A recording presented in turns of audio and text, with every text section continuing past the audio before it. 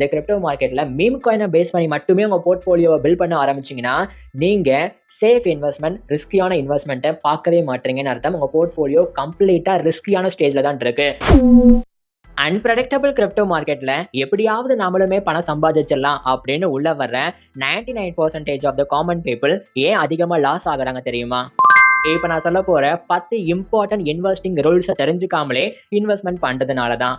அதுல ஃபர்ஸ்ட், நீங்க நினைக்கிற அளவுக்கு இந்த கிரிப்டோ மார்க்கெட்ல ஒரு காயினோட ஃபண்டமெண்டல்ன்றது பெருசா முக்கியம் இல்ல.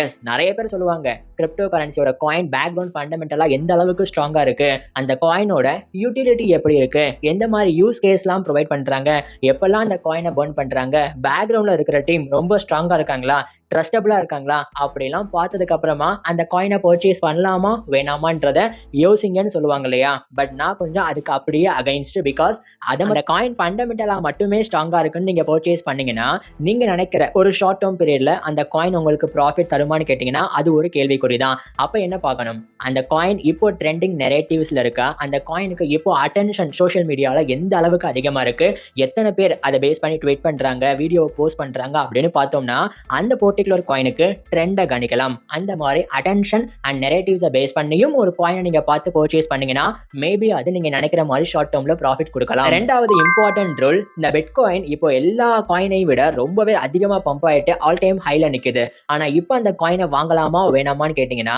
அதுக்கு முன்னாடி நீங்க இந்த பிட்காயினோட சைக்கிளை புரிஞ்சுக்கணும். கிரிப்டோ மார்க்கெட்டோட சைக்கிளை புரிஞ்சுக்கிட்டீங்கன்னா ஏன் பம்ப் ஆகுது ஏன் டம்ப் ஆகுதுன்றத கொஞ்சமாவது அண்டர்ஸ்டாண்ட் பண்ணுவீங்க. ஃபர்ஸ்ட் ஆஃப் ஆல், ஹால்விங் அப்படின்றது எவ்ரி 4 இயர்ஸ்க்கு ஒன்ஸ் நடக்கும். அந்த ஹால்விங் டைம்ல பிட்காயினை மைன் பண்ற மைனர்ஸுக்கு ஆஃபா அவங்களுடைய ரிவார்ட்ஸ் கம்மியாகிட்டே வரும். ஸோ ரிவார்ட்ஸ் கம்மியாகும் போது வெளியே வர சப்ளை கம்மியாகும். இங்க இருக்கிற டிமாண்ட் இன்க்ரீஸ் ஆச்சுன்னா அந்த காயினோட பிரைஸ் இன்க்ரீஸ் ஆகுது. இதுதான் பேசிக். இந்த மாதிரி கிரிப்டோ மார்க்கெட்டோட சைக்கிளோட பேசிக்கை கொஞ்சமா அண்டர்ஸ்டாண்ட் பண்ணிக்கிட்டு அதுக்கப்புறமா இந்த பிட்காயின் மேல இன்வெஸ்ட்மெண்ட் பண்ணலாமா வேணாமான்றத நீங்க ஓனா அனாலிசிஸ் பண்ணிட்டு டிசைட் பண்ணுங்க. இப்போ தேர்டு, ரொம்பவே ஸ்மார்ட்டான ரூல், கிரிப்டோ மார்க்கெட் ஜாக்பாட் கிடையாது. நிறைய பேர் இதை ஜாக்பாட் அப்படின்னு நினைச்சிட்டு தான் அதிகமான பணத்தை தான் இன்வெஸ்ட்மெண்ட் பண்ணி லாஸ் ஆனா மேனேஜே பண்ண முடியாத அளவுக்கு அதிகமான பணத்தை உள்ள இன்வெஸ்ட்மெண்ட் பண்ணிட்டு பெரிய பெரிய லாஸை இப்போ ரீசெண்டா ஃபேஸ் பண்ணிட்டு இருக்காங்க.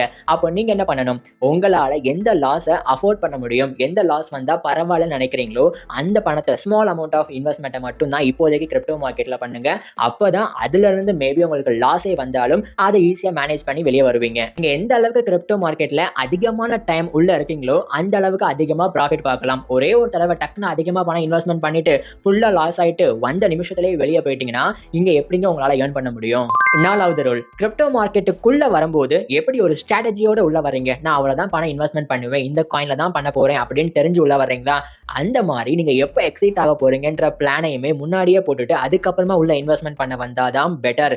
பிகாஸ் எப்பவுமே ப்ராஃபிட்டை சேஸ் பண்ணாதீங்க. உங்களோட போர்ட்ஃபோலியோல இப்போ 10% ஆஃப் த ப்ராஃபிட்ல இருக்கீங்க அப்படின்னா இது பார்த்துக்கிட்டே 20% போயிடும், 30% போயிடும் அப்படின்ற ப்ராஃபிட்டை சேஸ் பண்ண ஆரம்பிச்சிங்கன்னா அந்த மார்க்கெட் எப்போ டம்ப் ஆகும்னே உங்களுக்கு தெரியாது. ஸோ எக்ஸிட் ஸ்ட்ராட்டஜி அப்படின்றது நீங்கள் ஒரு காயினில் இன்வெஸ்ட்மெண்ட் பண்ணதுக்கு அப்புறமா உங்களோட பணத்தில் மேக்ஸிமம் 25% வரைக்கும் ப்ராஃபிட் வந்தால் போதும்னு நினச்சிங்கன்னா கரெக்டாக அந்த ஸ்டேஜில் உங்களோட இனிஷியல் இன்வெஸ்ட்மெண்ட்டையாவது வெளியே எடுங்க. அல்லது கீழே போனா இது வரைக்கும் தான் என்னால் மேனேஜ் பண்ண முடியும் அப்படின்ற மாதிரி இருந்தீங்கன்னா ஒரு ஸ்டாப் லாஸையாவது போட்டு வச்சுட்டு கரெக்டா ஸ்மால் அமௌண்ட் ஆஃப் த லாஸ்ல வெளியே வர பாருங்க. அஞ்சாவது ரூல், இந்த உலகத்துக்கே தெரியும் கிரிப்டோ மார்க்கெட்ல பிட்காயின் மட்டும் கிடையாது, கீழே சின்ன சின்ன மீம் காயின்லாம் இருக்கு, அதுல கொஞ்சம் பணத்தை இன்வெஸ்ட்மெண்ட் பண்ணாலே அதிகமான ப்ராஃபிட்டா பார்க்க முடியும்னு. அதுக்காக நீங்க உள்ள வந்து கிரிப்டோ மார்க்கெட்ல மீம் காயினை பேஸ் பண்ணி மட்டுமே உங்க போர்ட்ஃபோலியோவை பில்ட் பண்ண ஆரம்பிச்சீங்கன்னா நீங்க சேஃப் இன்வெஸ்ட்மெண்ட் ரிஸ்கியான இன்வெஸ்ட்மெண்ட்டை பார்க்கவே மாட்டீங்கன்னு அர்த்தம். உங்க போர்ட்ஃபோலியோ கம்ப்ளீட்டா ரிஸ்கியான ஸ்டேஜ்ல தான் இருக்கு. ஸோ மீம் காயின்ல இன்வெஸ்ட்மெண்ட் பண்றது பிட்காயின்ல இன்வெஸ்ட்மெண்ட் பண்றதை விட ரிஸ்க் அதிகம். அப்போ நீங்கள் என்ன பண்ணணும்? உங்கள் போர்ட்ஃபோலியோவை பேலன்ஸ்டாக வச்சுக்கணும். ஃபார் எக்ஸாம்பிள், ரேங்கிங்கில் மார்க்கெட் கேப்பில் அதிகமாக உடைய காயின்ஸ் எது, பிட்காயின், எதீரியம், சொலானோ மாதிரி அதிகமான மார்க்கெட் கேப் உடைய காயின்ஸை கொஞ்சம் அதிகமாக ஹோல்ட் பண்ணிட்டு ரிஸ்கியான காயின்ஸில் கொஞ்சம் கொஞ்சமாக இன்வெஸ்ட்மெண்ட் பண்ணாலே உங்கள் போர்ட்ஃபோலியோவை நீங்கள் பேலன்ஸ்டாக பார்த்துக்கலாம். பட் அனலைசிஸ் பண்ணிட்டு இன்வெஸ்ட்மெண்ட் பண்ண ஆசைப்படுங்க. ஆறாவது ரூல், கிரிப்டோ மார்க்கெட்டில் எப்படி நான் ப்ராஃபிட்டை சேஸே பண்ணாதீங்கன்னு சொன்னேனோ அதே மாதிரி ஒரு ஹைப்பை சேஸ் பண்ணாதீங்க. உங்கள் பிட்காயின் இப்போ மார்க்கெட்டில் அதிகமான ப்ரைஸ் போய்கிட்டே இருக்கும்போது சரி நம்ம வாங்காமல் விட்டுட்டோமே இப்போ போய் என்ட்ரி கொடுக்க கொடுக்கலாமா அப்படின்ற மனசுக்குள்ள ஒரு ஃபோமோ அப்படின்றது வர ஆரம்பிக்கும். Fear of missing out. நீங்க எதுவுமே மிஸ் பண்ண போறதில்ல. இப்போ பிட்காயின் அதிகமான பிரைஸ்க்கு போகுதுன்னா அது மேபி ஆஃப்டர் த 3 to 4 மந்த்க்கு அப்புறமா திரும்ப கீழே இறங்கி வரதான் போகுது. அந்த ஸ்டேஜுக்காக நீங்க வெயிட் பண்ணலாம். அதே இது மார்க்கெட் கீழே போகும்போது ஐயோ என் பணம் கம்ப்ளீட்டா லாஸ் ஆகுதே, ஸோ இதுக்கப்புறம் மார்க்கெட் ஏற போறதே இல்லைன்னு நினைச்சு எமோஷனல்னால மட்டும் டிசைட் எடுத்து செல் பண்ண ஆரம்பிக்கிறது. இந்த மாதிரி ஃபோமோ அண்ட் எமோஷனல் டிசிஷனை நீங்க கண்ட்ரோல் பண்ண ஆரம்பிச்சாலே கிரிப்டோ மார்க்கெட்ல ஹைப்பை சேஸ் பண்ணாம நீங்க நினைச்ச ப்ராஃபிட்டை அதிகமா பார்க்கறதுக்கு வாய்ப்பு இருக்கு. 7வது, இப்போ ஷேர் மார்க்கெட்ல இன்வெஸ்ட்மெண்ட் பண்ணும்போது ஒரு கம்பெனியோட ப்ராஃபிட் லாஸ் ஸ்டேட்மெண்ட், அந்த கம்பெனியை பத்தி என்ன நியூஸ் வருதுன்னு எப்படி பார்த்துக்கிட்டே இருக்கீங்களோ கிரிப்டோ மார்க்கெட்லயும் அப்படிதான். But source of the educational content அப்படின்றது ரொம்ப கம்மியா இருக்கும். ஆனா அதை நீங்க தான் தேடி தேடி போய் பார்க்குற மாதிரி இருக்கும். ஒரு காயின்ல நீங்க இன்வெஸ்ட்மெண்ட் பண்ண போறீங்கனாலோ இல்ல பண்ணிட்டீங்கனாலோ அதனுடைய அப்டேட்டட் ஸ்டேஜை பார்த்துட்டே இருங்க. ஃபார் எக்ஸாம்பிள் எக்ஸ்னு அழைக்கப்படுற ட்விட்டர் பக்கத்துல என்னென்ன புது புது அப்டேட் பண்றாங்க, அதுக்கு ஆடியன்ஸ் எப்படி ரியாக்ட் பண்றாங்க, அதை பேஸ் பண்ணி என்ன நியூஸ் வருது, பிரைஸ் இப்போ எந்த ரேஞ்சில் போயிட்டு இருக்குன்றத எப்பவுமே கிரிப்டோ மார்க்கெட்டை பேஸ் பண்ணி அப்டேட்டடா இருங்க. 8வது, சின்ன சின்ன ட்ரேடர் கிரிப்டோவை பத்தி ஒண்ணுமே தெரியாதவங்க பண்ற மிஸ்டேக் இதுதான், லெவரேஜ் ட்ரேட் பண்றது.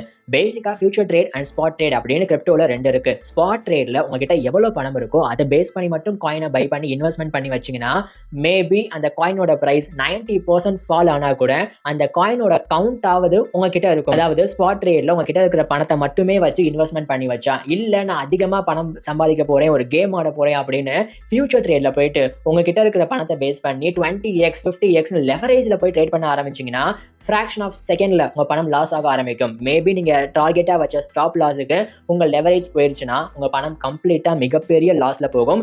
ஈவன் அந்த காயினோட கவுண்ட்டுமே உங்களுக்கு கிடைக்காது. ஸோ லெவரேஜ்னா என்ன, ஸ்பாட் ட்ரேட்னா என்ன அப்படின்னு தெரிஞ்சுக்கிட்டு இன்வெஸ்ட்மெண்ட் பண்ண ஆசைப்படுங்க. 9வது, கிரிப்டோ கரன்சி மார்க்கெட்ல சாஃப்ட்வேர் வேலட், ஹார்ட்வேர் வேலட்னு 2 முக்கியமான விஷயம் இருக்கு.